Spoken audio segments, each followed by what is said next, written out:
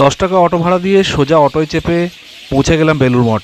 বেলুড় মঠের main gate খোলাই ছিল, এখন ঘড়ির কাঁটায় বিকাল 3টে।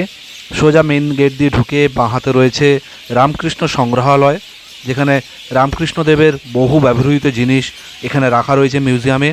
এটা হচ্ছে মেন গেট। মেন গেট দিয়ে ঢুকে সোজা এগিয়ে এলে রামকৃষ্ণদেবের মঠের প্রধান মন্দির। প্রধান মন্দিরে ঢোকার আগে আপনাদেরকে জুতো অবশ্যই ডান হাতে রাখতে হবে জুতোর কাউন্টারে, আর তারপরে সোজা চলে আসুন এই বেলুড় মঠের প্রধান মন্দিরে।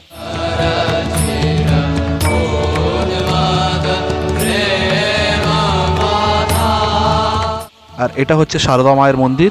সারদা মায়ের মন্দির থেকে বেরিয়ে একটু এগিয়ে এসে ডান হাতে গঙ্গার পাড়ে। গঙ্গার পাড়ে কিছুক্ষণ বসে আবার বাড়ির জন্য মন উতলা হয়ে উঠল, তাই সোজা উঠে আবার বাড়ির পথে হাঁটা দিলাম আর পৌঁছে গেলাম বাড়িতে।